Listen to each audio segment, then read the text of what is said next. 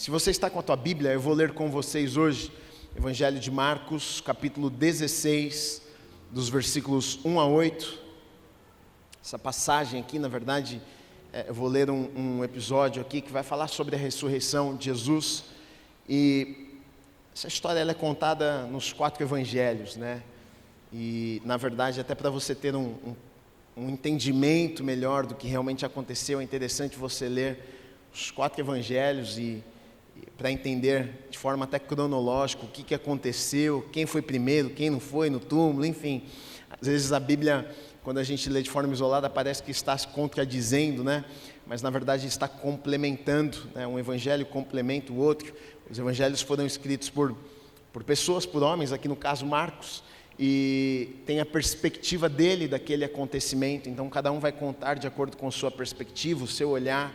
E hoje eu quero ler com vocês aqui em Marcos, no capítulo 16, versículos de 1 a 8 apenas, que diz assim: Passado o sábado, Maria Madalena, Maria, mãe de Tiago e Salomé compraram óleos aromáticos para ungir o corpo de Jesus. E bem cedo, no primeiro dia da semana, ao nascer do sol, foram ao túmulo. Diziam umas às outras, no caminho isso aqui: Quem nos removerá a pedra da entrada do túmulo? E olhando, viram que a pedra já estava removida. É que a pedra era muito grande. Entrando no túmulo, viram um jovem sentado ao lado direito, vestido de branco, e ficaram atemorizadas. Ele, porém, lhes disse: Não tenham medo. Vocês procuram Jesus, o Nazareno, que foi crucificado. Ele ressuscitou. Não está aqui. Vejam um lugar onde o tinham colocado. Mas vão e digam aos discípulos dele e a Pedro que ele vai adiante de vocês para a Galiléia. Lá vocês o verão, como ele disse. E saindo elas, fugiram do sepulcro, porque estavam tomadas de temor e assombro, e não contaram nada a ninguém, porque estavam com medo. Amém. Vamos orar. Se você puder, feche os teus olhos. Vamos agradecer a Deus pela palavra. Deus, obrigado, Pai, pela Tua palavra nesta manhã. Te agradeço, Deus, pela vida de cada pessoa que chegou aqui. Eu sei que não foi por acaso. Eu sei que o Senhor nos trouxe aqui e o Senhor tem uma palavra aos nossos corações. A minha oração, Deus, fala conosco tudo aquilo que nós precisamos ouvir da parte do Senhor. Não talvez aquilo que queremos ouvir, mas aquilo que precisamos. O Senhor conhece cada um de nós, o Senhor sabe o que nós chegamos aqui precisando ouvir nesta manhã. Pai, fala conosco mais uma vez. Nós abrimos os nossos corações, os nossos ouvidos para Te ouvirmos.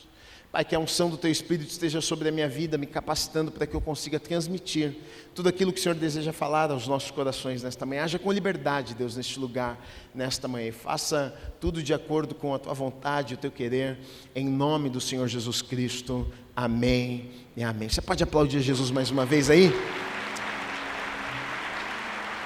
É bom que você aplaude, você celebra Ele e já dá uma acordada também. Comeu muito ovo, está com preguiça, ou ovo é só hoje? A gente já começa na sexta-feira, né? E vai comendo até dizer chega.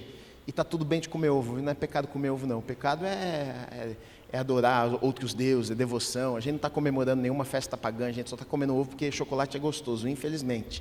Bom se fosse ruim, né?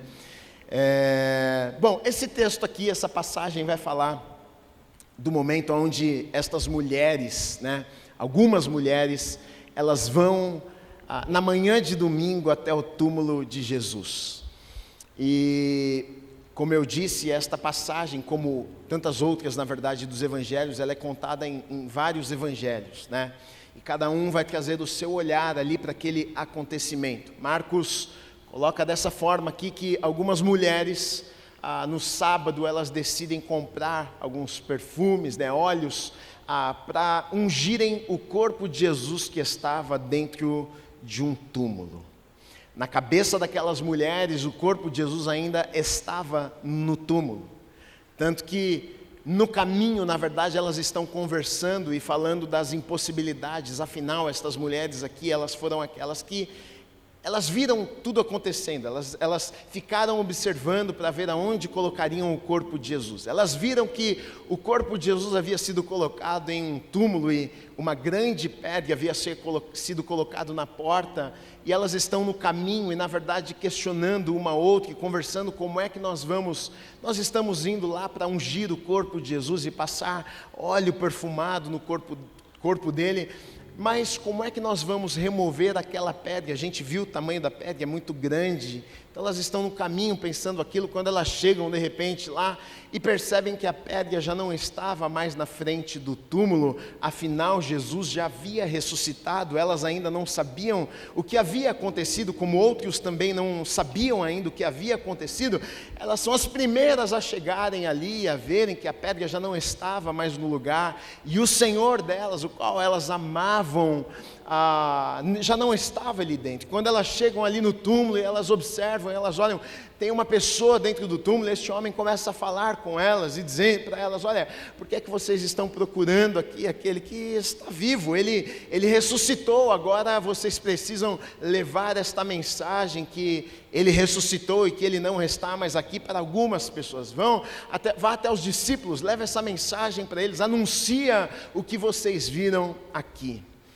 A mensagem da ressurreição é uma mensagem poderosa, na verdade talvez o pilar central quando a gente fala da fé cristã, porque a fé cristã ela só existe nós cremos da maneira que cremos por conta não apenas da morte de Jesus, mas da ressurreição de Jesus, né?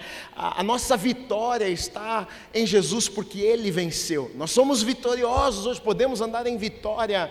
Uma vida cristã vitoriosa não é porque somos bons demais, mas é porque o nosso Senhor é vitorioso e venceu sobre a morte, venceu sobre o poder do pecado, e Ele ressuscitou. Na verdade é a mensagem mais poderosa que o mundo inteiro já ouviu. E aquele episódio é marcante então, porque essas mulheres elas vão se encontrar ali com aquele túmulo, e o túmulo estava vazio. Quando a gente vai para Israel, a gente visita o túmulo. É claro que a gente não sabe exatamente se foi exatamente ali daquele jeito, mas eles pegaram ali mais ou menos o lugar onde havia acontecido, e tem um túmulo ali, e na entrada do túmulo tem uma plaquinha: ele não está aqui, ele ressuscitou. E todo mundo entra ali para olhar o lugar onde Jesus estava enterrado, mas aquelas mulheres, quando se deparam com aquele túmulo, elas descobrem: ele não está aqui, Ele ressuscitou. Essa mensagem da ressurreição de Jesus, e na verdade quando a gente fala sobre a morte, a ressurreição, a gente fala de Páscoa, né? Mas eu não sei se você sabe, e já até preguei anos passados sobre a Páscoa, né? Na verdade todos os anos quando chega a Páscoa a gente prega esse tipo de mensagem, e não sei se você sabe, mas o significado real da Páscoa, né? Na verdade, a gente pensa que a Páscoa ela se deu por conta da morte e da ressurreição de Jesus. Não, a Páscoa aconteceu muito antes, na verdade, de Jesus morrer e de Jesus ressuscitar. Na verdade, a gente celebra, né, nesse momento da Páscoa, a morte e a ressurreição de Jesus, porque Jesus morreu e ressuscitou durante uma festa de Páscoa. Mas a festa da Páscoa em si não deu início na morte e ressurreição de Jesus. A festa da Páscoa começou, na verdade, muito antes. A festa da Páscoa foi uma festa que Deus instituiu ao seu povo, quando Ele foi libertá-los lá do Egito.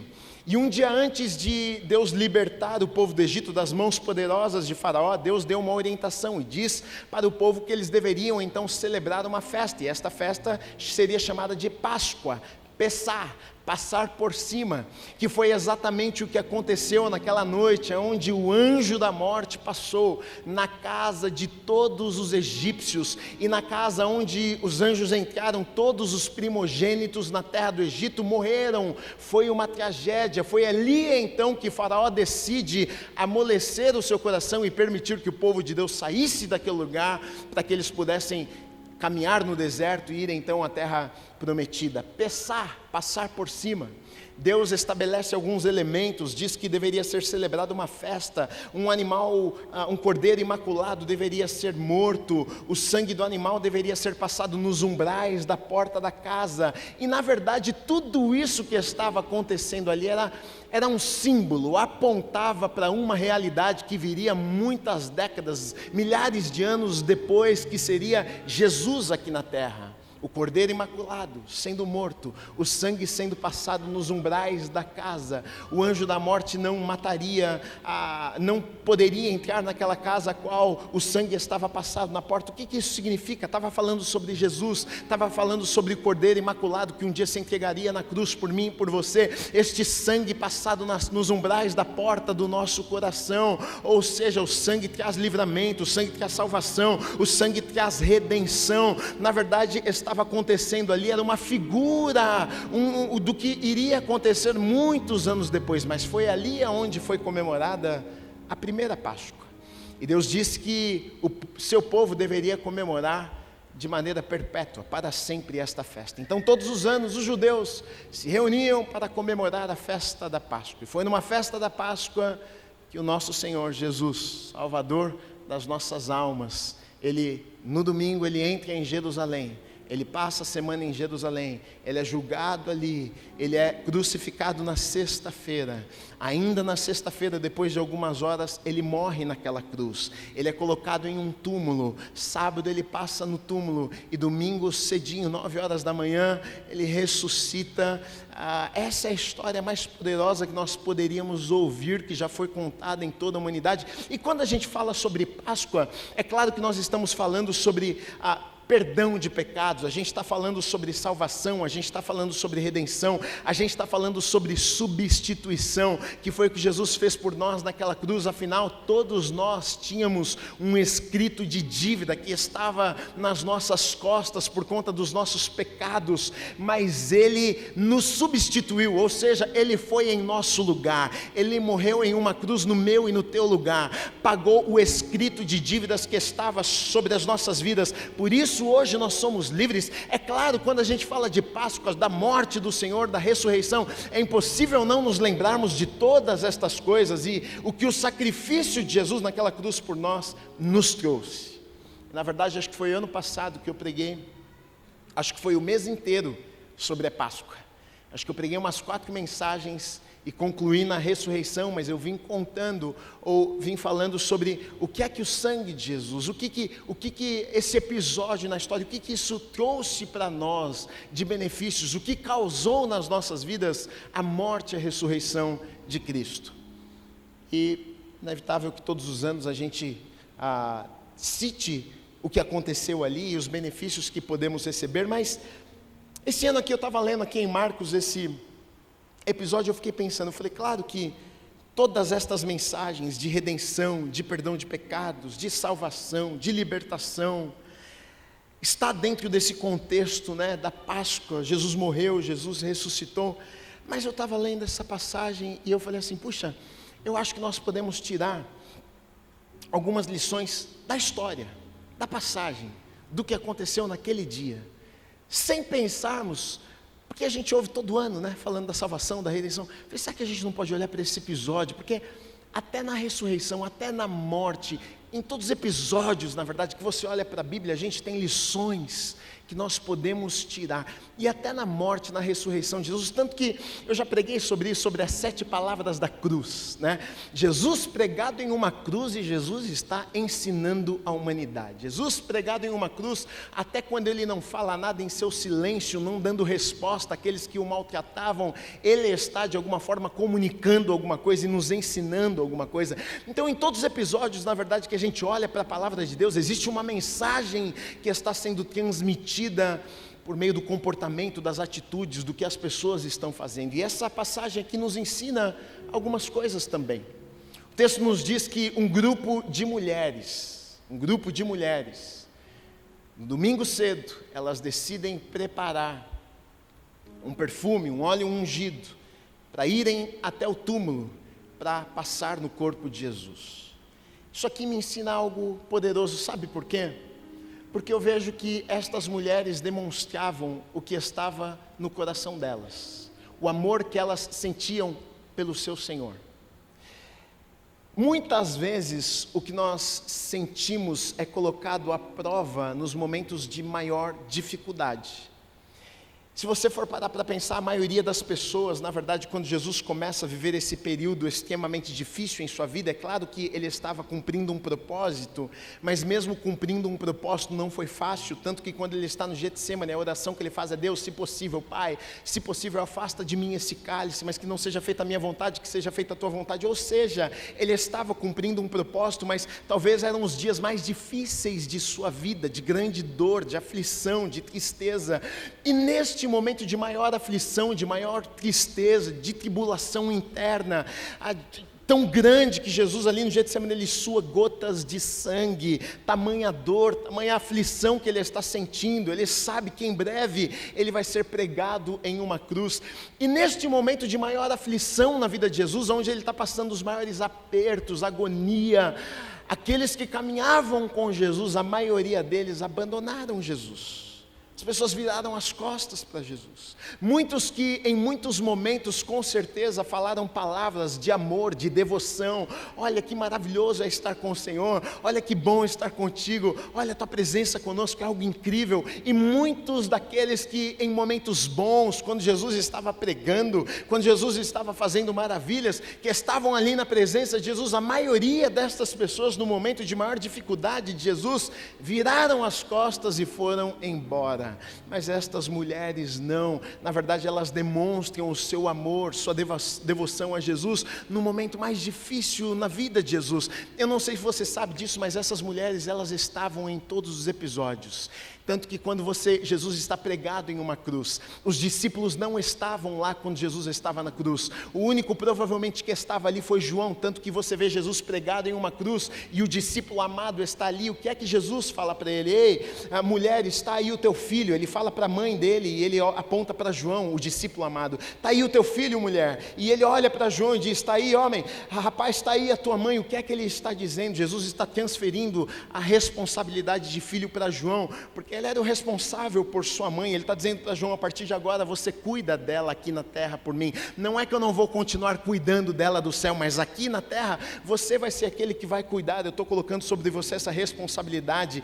Provavelmente na crucificação ninguém estava ali. Os discípulos, aqueles muitos que falaram: olha, estamos com você, não estavam ali. João estava ali, as mulheres estavam ali. As mulheres sabiam aonde Jesus havia sido colocado, o túmulo, porque elas acompanharam, elas sabiam aonde Jesus havia sido colocado. Nos momentos mais difíceis da vida de Jesus, muitos não estavam, mas aquelas mulheres estavam. Isso aqui me ensina algo poderoso, sabe por quê? Porque na nossa caminhada com Deus, na nossa caminhada com o Senhor, haverão momentos de aperto, haverão momentos de dificuldade, muitas vezes haverão até momentos de silêncio da parte de Deus, aonde nós não vemos o agir de Deus, aonde parece que Deus não está manifestando de forma sobrenatural, aonde parece que Deus ficou quieto e Ele está em silêncio. E a verdade é que muitas vezes em momentos como estes, o nosso amor por Ele é testado. A pergunta é: quando a coisa aperta, o que é que você faz? Quando as coisas saem do planejado, o que é que você faz? Quando não é o que se esperava, o que é que você faz? Porque a verdade é que o que está acontecendo aqui não é o que eles esperavam. Jesus falou para eles inúmeras vezes, para os discípulos, para todo mundo que rodeava ele, o propósito do qual ele tinha vindo à terra. Jesus fala sobre a sua morte, Jesus fala sobre o que iria acontecer, Jesus fala que iria voltar ao Pai, que prepararia morada para eles, mas de fato não é o que eles esperavam.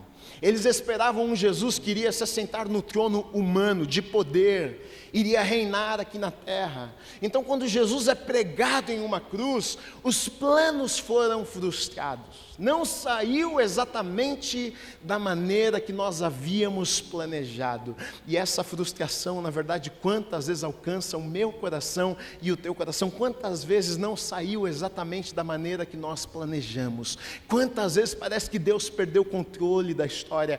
Quantas vezes parece que Deus está em silêncio demais, de tal maneira que parece que Ele se esqueceu de nós? E talvez a sensação daquelas pessoas era essa, mas essas mulheres me ensinam algo poderoso. Independente, não saiu da maneira que a gente imaginou. Independente, a gente achou que Ele iria sentar no trono e agora nós estaríamos lá com Ele, mas independente disso, o nosso amor por Ele é maior do que todas estas coisas. Os nossos planos foram frustrados, mas nós o amamos. A nossa ideia foi frustrada, mas nós o amamos. Agora nós já não o temos aqui, Ele não pode mais falar conosco, mas a gente continua o amando, e a gente o ama tanto que a gente vai lá cuidar do corpo dele. Estas mulheres demonstram o amor e a devoção que elas tinham ao seu Senhor, mesmo quando os planos, as expectativas haviam sido frustradas.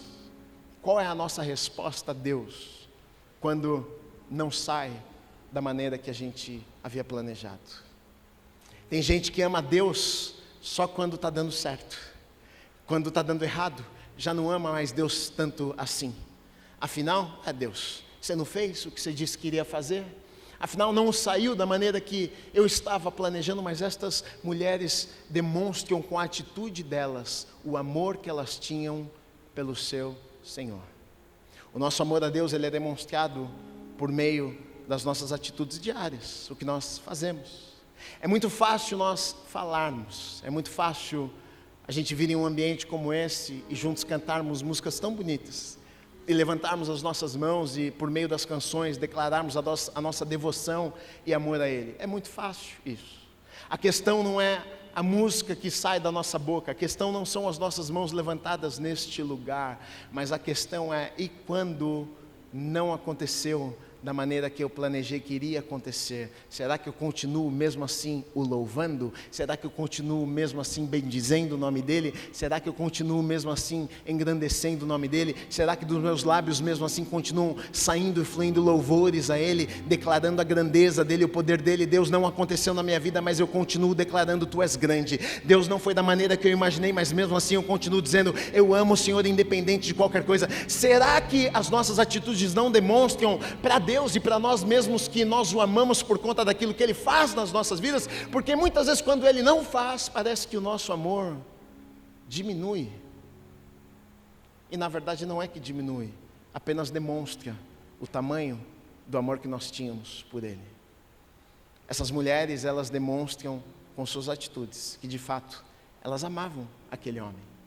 Eu não sei se você sabe, mas foram estas mulheres que foram muitas vezes mantenedoras no ministério de Jesus, que pegaram seus recursos próprios para colocar no ministério de Jesus, para impulsionar o ministério de Jesus, para que Jesus continuasse pregando e levando a palavra. São estas mulheres que agora estão lá, a caminho do túmulo de Jesus, porque elas amavam o Senhor. E porque elas amavam o Senhor, elas fazem algo que outros não fizeram. Mesmo quando deu errado, elas estavam lá. Agora, o que é maravilhoso é que, por conta disso, elas tiveram uma oportunidade que outros não tiveram. Estas mulheres foram as primeiras a chegarem no túmulo e avistarem que Jesus já não estava ali e havia ressuscitado. E eu encontro algo maravilhoso nisso aqui, sabe? Porque quando elas chegam ali, e na verdade no caminho elas preocupadas, como eu li aqui o texto, né? Diz que elas diziam umas às outras. Eu fico tentando imaginar elas no caminho conversando: olha, a gente está indo lá, a gente quer perfumar o nosso Senhor, a gente quer ungir, isso demonstrava o cuidado, o carinho, o amor que elas tinham por Ele. Mas elas estão no caminho preocupadas. Afinal, elas estão pensando: existe uma impossibilidade. Elas viram o tamanho da pedra. Elas estão no caminho pensando: nós somos apenas algumas mulheres. E como é que algumas mulheres vão remover uma pedra daquele tamanho? Mas sabe o que me ensina aqui que eu acho poderoso? Mesmo sabendo o tamanho da pedra, e talvez pensando com elas mesmas que elas não eram capazes de remover aquela pedra, elas não deixaram de ir. Elas foram, mesmo assim. Isso aqui demonstra o quê? Fé. Nós vamos dar um jeito. Mesmo que a gente não dê o jeito, alguma coisa vai acontecer. Isso me ensina muito, sabe por quê? Porque muitas vezes a gente deixa de ir, porque a gente pensa na impossibilidade. E a gente pensa, bom, já que não tem como, eu nem vou, porque eu vou gastar meu tempo. Essas mulheres não, elas vão. É o que elas queriam, é o que elas desejavam. Não, está no nosso coração, a gente vai lá. E eu acho maravilhoso que no caminho, elas ainda não sabiam, e talvez enquanto elas falavam sobre isso, mal sabia elas que a pedra já havia sido removida, Jesus já nem estava mais ali. E isso é poderoso. E será que inúmeras vezes isso também não acontece nas nossas vidas? Estamos tão preocupados, estamos pensando, mas e se chegar lá? Quem vai remover a pedra? Não vai dar certo, o plano vai ser frustrado, a gente vai gastar o nosso tempo. E aquelas mulheres, elas decidem, apesar de qualquer coisa, das impossibilidades, das dificuldades, elas decidem ir e foram. Será que muitas vezes a gente não vive ou não tem a oportunidade de viver coisas incríveis com Deus pelo simples fato de olharmos antes de qualquer coisa para a impossibilidade, e por conta da impossibilidade a gente não dá nenhum passo e deixa de viver coisas que poderíamos viver? Essas mulheres aqui marcaram a história. Elas foram as primeiras que viram, e agora elas vão anunciar o maior evento que já aconteceu em toda a história. O Jesus, o Filho de Deus, o Salvador, ele morreu, mas ele não apenas morreu, ele ressuscitou. E agora algumas mulheres vão ter a oportunidade de contar esta história. Olha que maravilhoso, não foram os discípulos, não foram os sacerdotes, não foram os fariseus, não foram os escribas, não foram as pessoas mais importantes do templo, foram algumas mulheres que chegaram lá e viram de primeira mão o que havia acontecido, e agora elas têm a responsabilidade de transmitir esta mensagem do que havia acontecido naquele lugar. Sabe por quê? Porque elas não permitiram que a impossibilidade as parasse no meio do caminho. Quantas vezes nós não vivemos o que Deus tem, pelo simples fato de desistirmos antes de chegarmos lá? Você até sente, acho que Deus colocou isso no meu coração, acho que era para eu ir, era para eu fazer, mas sabe o que é, pastor? Mas é que eu não tenho recurso, mas é que eu não conheço a pessoa certa, mas é que é isso, mas é que é aquilo. E aquelas mulheres estão no caminho, até falando destas preocupações que são naturais. Olha, a gente está indo para lá, mas como é que a gente vai fazer quando chegar lá?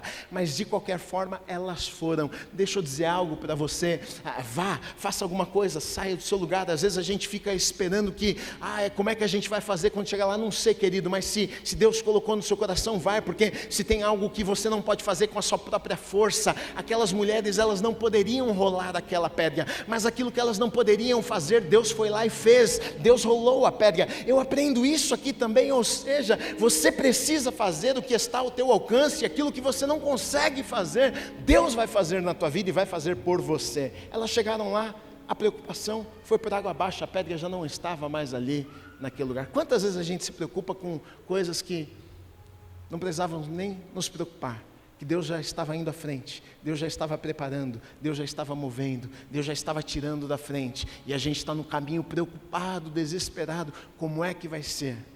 É como aquela história, eu gosto muito dessa passagem, quando mostra que o povo estava no Egito, e o povo clama a Deus, e Deus vai lá em Midian falar com Moisés, por meio de uma sarça que ardia, e Deus chama Moisés e diz, vai lá para o Egito, porque um povo lá clamou a mim, e eu estou levantando você para ir lá, e eu vou usar a tua vida para libertar o povo lá do cativeiro. Eu acho maravilhoso, porque Moisés chega sem aviso no Egito. Não foi uma cavalaria antes de Moisés do céu, de anjos, arcanjos anunciando, eis que chega o libertador e ele está vindo. Fiquem tranquilos, não, o povo estava lá tudo preocupado ainda, o povo estava lá chorando ainda, o povo estava desesperado, e talvez a sensação do povo a gente orou, a gente clamou e Deus não fez nada, mas Deus já estava fazendo, Deus já estava movendo, enquanto o povo estava clamando, chorando, lá no Egito Deus já estava falando com Moisés. É a mesma coisa que está acontecendo aqui, enquanto as mulheres estão no caminho preocupadas, como é que vai acontecer, Deus já havia removido a pedra, querido. Quantas vezes a gente está tão preocupado? Eu quero dizer para você nessa manhã, fica calmo, fica tranquilo, porque às vezes no meio do caminho, enquanto você está preocupado, Deus lá na frente já fez o que Ele precisa fazer. É só questão de tempo para você chegar e ver o que Deus fez. Está acontecendo aqui. Então elas chegam lá e elas percebem que a preocupação foi em vão, a pedra já havia sido removida. Agora, o que eu acho poderoso também, porque nesse contexto, nesse momento da história aqui, mulheres são as privilegiadas por chegar ali e verem que o Rei dos Reis havia ressuscitado. Só que dentro desse contexto aqui, a mulher era inferiorizada. A mulher não tinha voz, por exemplo, até num tribunal, num julgamento, no Império Romano, uma mulher não podia depor lá, porque a voz da mulher não tinha, não era validada para eles. Não, a mulher para eles está abaixo a voz da mulher. Só que no reino de Deus, não. Ou seja, quem foram as pessoas, as primeiras privilegiadas que chegaram ali? Mulheres. Quem foram as primeiras a anunciar o que havia acontecido ali? Mulheres. Não foi o pastor, não foi o sacerdote, não foi o mais importante da sinagoga, talvez naquele contexto apenas algumas mulheres, que chegam ali agora. A mensagem mais poderosa de todo mundo vai ser anunciada por meio da boca destas mulheres. O anjo fala para ela, vai contar para os discípulos, vai contar a Pedro, o que vocês acabaram de ver aqui, o Rei dos Reis, o Salvador de vocês não está aqui, Ele ressuscitou. No reino de Deus, e a gente percebe isso, no reino de Deus as coisas de ponta cabeça. No reino de Deus o desprezado é valorizado. No reino de Deus aquele que é pequeno diante das pessoas é usado e grande diante de Deus. No reino de Deus aquele que talvez é desprezado na sociedade, mas dentro do reino de Deus é alguém que Deus pode usar de maneira poderosa. Isso para nós que é algo maravilhoso, porque talvez dentro do teu contexto você já tantas vezes se sentiu tão inferior, tão abaixo, menos importante, sem capacidade.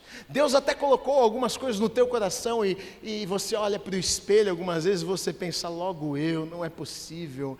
E, sabe, a minha mãe sempre falava para mim que eu não ia dar nada na vida, que sabe que eu sou burro, que eu sou isso, que eu sou aquilo. E eu cresci me sentindo menor, menos importante que as outras pessoas. Meu querido e minha querida, deixa eu te dizer algo, e com essa história a gente aprende isso também, independente do que pensam sobre você, independente até do que você pensa sobre você. Você pode até olhar no espelho e pensar, mas eu sou pequeno demais. E talvez essas mulheres, sabe, pequenas demais para aquela sociedade, para viverem algo tão extraordinário assim, mas para Deus não. Para Deus, no reino de Deus as coisas funcionam de maneira diferente. Ele usa pessoas simples, Ele usa pessoas pequenas, Ele usa pessoas comuns para fazer coisas extraordinárias. Talvez você se sinta comum demais, e a boa notícia para você é que Deus usa pessoas comuns, normais como eu e você, para fazer coisas maravilhosas aqui na terra.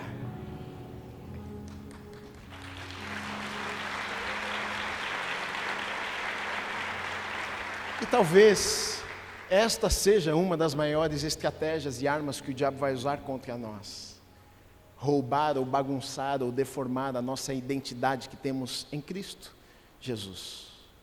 A pergunta é: o que é que Deus pensa de você? Não é o que a tua mãe pensa de você, não é o que o teu chefe pensa de você, não é o que a sociedade pensa de você. A pergunta é: o que é que Deus pensa de você? Saiba que você nasceu com um propósito. Saiba que você é sonho, que você é plano de Deus. Deus pode usar você, que se sente tão pequeno, se sente tão incapaz, sim, para fazer coisas extraordinárias, porque Ele é Deus. Ele é Deus. E essa história me mostra isso. Mulheres comuns, privilegiadas, e talvez viveram isso por conta do amor que tinham pelo Senhor. Que por conta do amor que elas tinham pelo Senhor, esse amor as moveu, fez com que elas fossem, e porque elas foram, elas tiveram a oportunidade de viver o que muitos não tiveram a oportunidade de viver. Foi o amor que as conduziu. E agora então elas têm essa experiência sobrenatural, e foi tão sobrenatural que elas ficaram atemorizadas. É interessante que todas as vezes quando você vê na Bíblia histórias de anjos aparecendo, e as pessoas ficavam com medo, com muito medo. Muitos caíam no chão, tremendo, diante de uma visão como esta, vendo um anjo do Senhor. Hoje tem gente que fala que vê anjo em todo canto, né? O anjinho está ali, o anjinho está aqui, não causa nada. Na Bíblia, todo mundo quase morrendo quando via um anjo. E versículo 7 diz assim: o anjo então está lá dentro e elas ficam atemorizadas quando elas veem aquilo. A experiência era maravilhosa, mas ao mesmo tempo que maravilhosa, causou elas medo diante da grandeza do que elas estão vendo e vivendo ali naquele momento. E eu penso que muitas vezes é isso que acontece conosco, né? Deus revela a nós coisas grandes e são boas, mas muitas vezes causa algum tipo de medo, de temor nos nossos corações. Até, por exemplo, diante de um sonho, diante de um plano que Deus revela e diz: olha, eu quero fazer isso na tua vida. E você, a coisa é boa, mas você fala: meu Deus, é boa, mas me causou algum tipo de medo, de temor, de preocupação. Como é que eu vou fazer isso aqui? E é o que acontece com essas mulheres. Aqui no versículo 7 diz assim, o anjo dizendo a elas: mas vocês vão e digam aos discípulos dele e a Pedro, que ele vai adiante de vocês para a Galiléia. Lá vocês o verão, como ele disse. Então o anjo dá uma ordem àquela mulher e diz: olha, isso que aconteceu aqui, isso que você viu, essa mensagem você vai levar para os discípulos e para Pedro. Eu acho interessante a maneira que o anjo coloca aqui. Eu não sei se você já reparou, mas Pedro era um dos discípulos, e na lista dos discípulos, quando fala os nomes dos discípulos nos evangelhos, você vai ver que o primeiro nome que aparece em todas elas, sabe qual é? Pedro. E aqui o anjo inverte, e talvez ele tenha invertido, era talvez para Pedro não se sentir tão especial assim, sendo mais importante que todo mundo, não, aos discípulos e para Pedro. Mas eu penso que existe uma mensagem por trás disso aqui, aos discípulos e a Pedro. Por que o anjo fala isso? Talvez porque Pedro talvez já não se sentia mais um discípulo. Você sabe o que aconteceu? Pedro, ele amava muito Jesus, tanto que quando Jesus está com os seus discípulos e ele fala sobre o que iria acontecer, Pedro fica indignado e diz: não, Senhor, se for preciso eu morro pelo Senhor, eu vou estar junto lá com você. E Jesus entrega a Pedro uma dura verdade. Pedro fica chocado, porque Jesus diz a ele: você vai me negar, Pedro, e não vai ser só uma vez não. Diante daquilo que Jesus fala, Pedro fica indignado, e a gente sabe que por fim é exatamente isso que aconteceu. Quando Jesus é preso, quando Jesus, no momento ali de Getsemane, primeiro Pedro puxa sua espada e corta a orelha de Malco, Jesus coloca a orelha de volta, mas depois daquilo ali, quando Jesus vai ser preso, os discípulos se dispersam, Pedro também se esconde, fica de longe assistindo o que iria acontecer ali. Jesus iria ser julgado, pessoas reconhecem a Pedro e dizem: você é um deles, você andava com ele. E Pedro nega Jesus 3 vezes, e o galo canta, e ele se lembra do que Jesus havia falado a ele.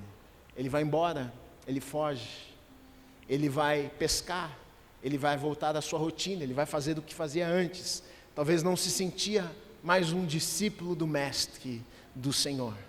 E talvez essa seja uma das grandes mensagens da ressurreição, porque o que o anjo estava dizendo ao dizer para ela: leve esta mensagem de que Jesus ressuscitou aos discípulos, mas leva também a Pedro. Por que leva também a Pedro? Porque essa mensagem precisava chegar a Pedro. Olha só o que Jesus falou a você, se cumpriu, Pedro. Talvez antes não haveria chance de perdão, mas agora existe chance de perdão, porque Ele morreu e Ele ressuscitou por vocês. Isso aqui demonstra o amor de Deus, isso aqui demonstra um amor incondicional, ou seja, Deus nos ama. Leva essa mensagem para Pedro: ele me negou, ele me deixou, mas eu não o deixei. Ele virou as costas para mim, mas eu não virei as costas para ele. Essa é uma mensagem de Deus, é uma verdade de Deus para as nossas vidas também. Quantas vezes nós não viramos as costas para Deus, mas a verdade é que mesmo assim Ele nunca virou as costas para nós. Ah, Gui, mas eu fiz tantas coisas, eu deixei Jesus para trás no caminho. Mas deixa eu te dizer algo: Jesus nunca te deixou, Jesus nunca virou as costas para você. E é isso, eu acho que isso deve ter sido um abraço para Pedro. Eu acho que isso deve ter acalentado o coração de Pedro, porque talvez ele estava esperando que essa mensagem iria chegar apenas para os discípulos. Eu fico imaginando as mulheres chegando, olha, o anjo, Pedro, disse que era para contar para eles, mas ele falou no teu nome, ele fez questão de que a gente contasse para você também o que aconteceu. Eu fico imaginando o abraço no coração de Pedro, ou seja, Deus demonstrando o seu amor e o seu carinho, dizendo: Pedro, está tudo bem, Pedro. Pedro, você me abandonou, mas eu não te abandonei. Olha, você virou as costas para mim, mas eu continuo te amando mesmo assim.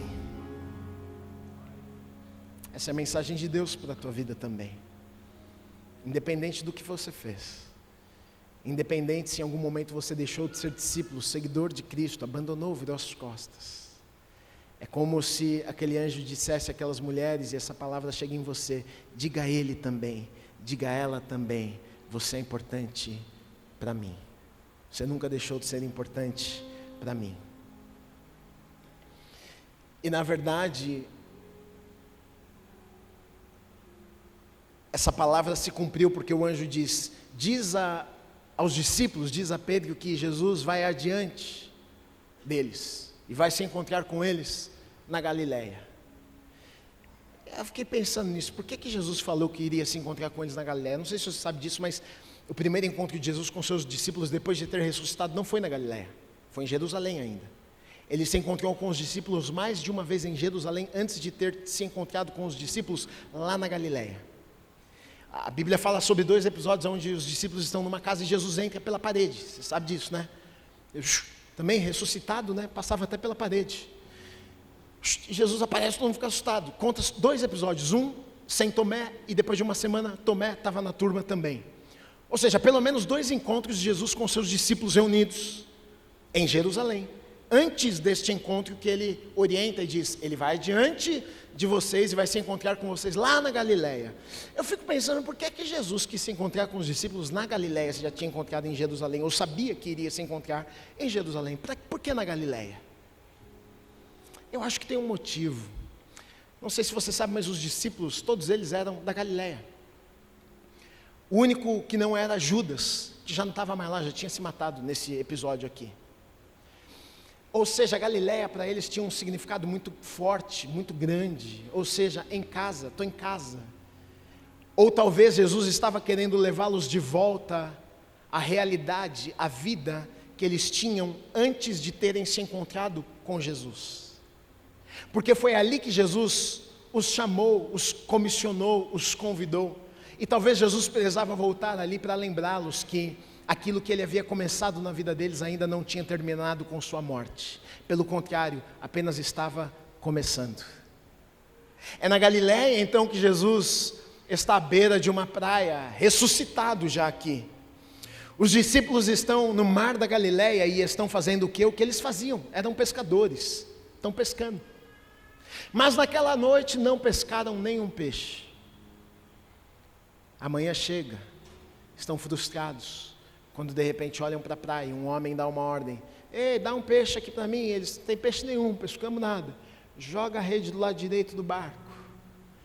Isso já havia acontecido antes. Eu acho que eles já devem, o coração deles já deve ter chacoalhado dentro. Meu Deus, quem que é esse cara que está mandando jogar? A gente já viveu isso antes. O que é isso que está acontecendo aqui? Eles jogam a rede e um milagre da multiplicação, a rede explode de peixe.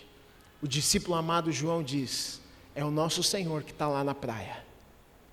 Pedro, alvoroçado, se taca na água, sai nadando e vai ao encontro com Jesus, mas ele chega lá e não consegue falar nada, ele fica quietinho. Jesus colocou uma brasa e diz: traga o peixe, o pão, e tinha pão ali. E Jesus é bom demais, né? Faz até churrasquinho para os seus discípulos. Que Jesus bom é esse? Gente boa. Imagina Jesus lá na tua casa fazendo churrasco: vem cá, deixa eu fazer uma carninha para você, um peixinho. E Jesus está ali, na Galileia, no lugar onde eles haviam saído, desacreditados. A gente vai ser pescador de novo, vai viver a nossa vida comum de novo, como vivíamos antes. Afinal, a cruz foi o fim da história para nós. Quando Jesus olha para Pedro e diz: Pedro, tu me amas? Você me ama? Pedro toma coragem e diz: o Senhor sabe que eu te amo. Jesus olha para ele e diz: apacenta os meus cordeirinhos. E 3 vezes Jesus faz a mesma pergunta: Pedro, tu me amas? Eu fico pensando na cabeça do Pedro, não estou entendendo. Te amo, Senhor, tu sabes, apacenta os meus cordeirinhos. Pedro, você me ama? Eu acho que Pedro já estava em lágrimas, dizendo: o Senhor sabe que eu te amo. Apacenta, Pedro, as minhas ovelhinhas. Sabe o que Jesus estava dizendo para eles, para Pedro, ali na Galileia? A minha morte na cruz não foi o fim, foi só o começo. O que Jesus estava dizendo para Pedro ali era: Pedro, você achou que terminou para você, por conta dos teus erros, porque você me abandonou, porque no momento que eu mais precisei de você, você me abandonou. Mas Pedro, deixa eu te dar uma notícia nesse dia aqui, está só começando, Pedro, está só começando o que eu vou fazer na tua vida, Pedro. Pedro, você achou que agora você ia voltar a ser pescador, você vai ser de novo pescador de almas, Pedro. Você achou que agora você iria viver a sua vida comum aqui na Galileia pescando, vocês acharam que iriam viver a vida comum aqui na Galileia? Está só começando, a ressurreição é o começo da história. Pedro, eu não desisti de você, os teus erros não invalidaram o chamado que eu tenho para a tua vida, Pedro, porque eu morri naquela cruz, porque eu ressuscitei, agora você pode cumprir o teu chamado, agora você está perdoado, agora você está aceito, agora eu te habilito para ir e pregar a todo mundo o Evangelho. É na Galileia que Jesus os comissiona. A grande comissão que a gente encontra na Bíblia aos discípulos, na Galileia: vão, ide por todo mundo, prega o Evangelho. No lugar onde eles pensaram que era o fim, na verdade, estava só começando. Deixa eu te dizer algo nessa manhã, isso é ressurreição. É onde na tua vida você pensou que tinha chego o fim. E Deus nessa manhã está dizendo: não se preocupe com o que os teus olhos viram, porque o que eles haviam visto era um Jesus crucificado no túmulo, mas a mensagem era: está só começando. Deixa eu te dizer, talvez você viveu tantas experiências na tua vida, talvez você viu tantas coisas ruins, talvez você sofreu tantas dores, e o sentimento é: chegou ao fim. Eu vim nesta manhã de ressurreição do nosso Senhor para te dizer e declarar sobre a tua vida, em nome de Jesus: está só começando.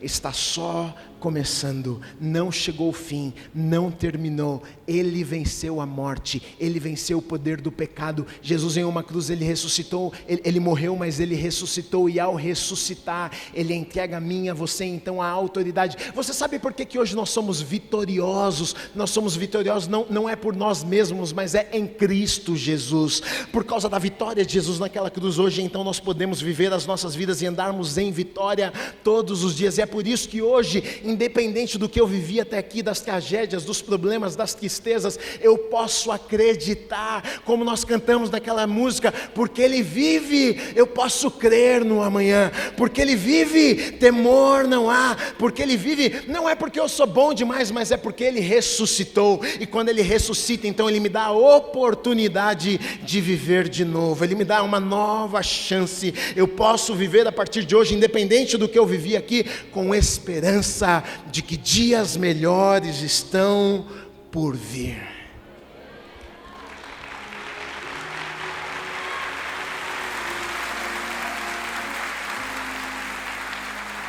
Peraí, vocês perderam uma grande chance agora, porque, põe um tom aí, dá um tom, porque Ele vive, posso crer no amanhã. Vamos lá, tecladista. Porque Ele vive, temor não há, mas eu bem sei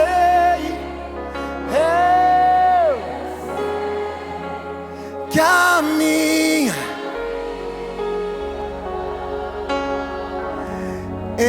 está nas mãos do meu Jesus, que vive viver. Canta isso mais uma vez nessa manhã de ressurreição. Declara isso. Porque Ele vive, eu posso crer. Oh, porque Ele vive, Ele reina. Temor não há, mas eu pensei que a minha vida está onde? Está nas mãos do meu Jesus, que vivo, Ele está vivo, Ele reina sobre tudo, Ele reina sobre todos. E por isso eu e você podemos crer que existe um amanhã para nós maravilhoso e poderoso. Existe um futuro, porque Ele venceu a morte, porque Ele reina, e nós podemos viver todos os dias em vitória.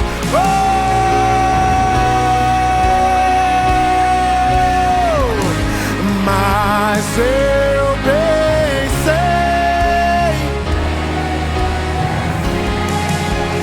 que a minha vida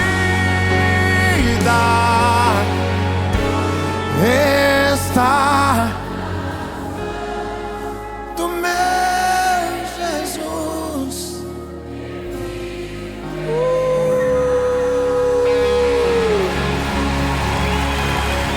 Aleluia, aleluia, aleluia, aleluia. Glória a Deus, glória a Deus. Você serve a um Jesus que está vivo. Essa é a notícia mais poderosa. Ele está assentado à direita do Pai. E a promessa de que Ele voltará para buscar a sua igreja. Que Ele nos encontre prontos o dia que Ele voltar, para passarmos por toda a eternidade na presença dEle. E a gente vai cantar porque Ele vive lá, e vai cantar, e lá não vai nem desafinar. O canto vai ser bonito, perfeito, o coral dos céus. Glória a Deus. Feliz Páscoa. Deus abençoe tua vida, Deus abençoe tua casa, Deus abençoe a tua família. Que você viva todos os dias com a consciência no teu coração de que você serve a um Deus que é vivo, que reina sobre tudo e sobre todos. Amém.